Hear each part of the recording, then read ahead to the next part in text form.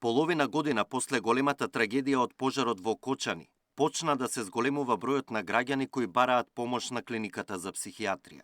Од установата информираат дека 50 лица, директно или индиректно засегнати од несреќата, добиваат соодветен стручен третман. Меѓу нив има и повредени, блиски на настрадани, но и граѓани кај кои немилиот настан предизвикал анксиозно растројство и очекувано според психијатрите, после вакви ситуации е симптомите да се јават подоцна.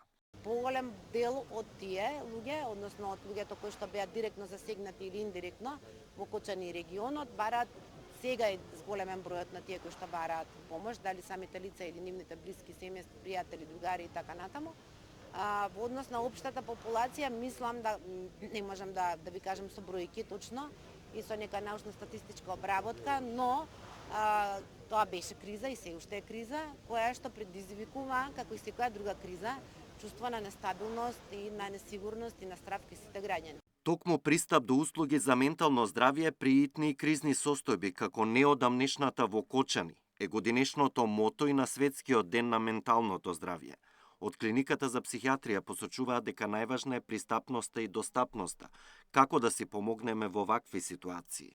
Семејството, локалната заедница и професионалците, секако ние треба да бидеме достапни и да се сетиме дека сослушувањето, разговорот, достапноста и бивањето сега и тука за луѓето кои што се во криза е лечевен фактор и фактор кој што може да допринесе за надминување на кризата. Бидејќи се повеќе млади се соочуваат со проблеми со менталното здравје, од годинава дел од превентивните цели кај матичните си прегледи за рано откривање депресија кај лица до 35 години. Матичните лекари сите низ целата земја ќе имаат задача да поминуваат еден дел од осигурениците од граѓаните и да детектираат евентуално такви состојби. И статистичките податоци покажуваат дека секој трет млад човек во земјава се соочува со анксиозност или депресија.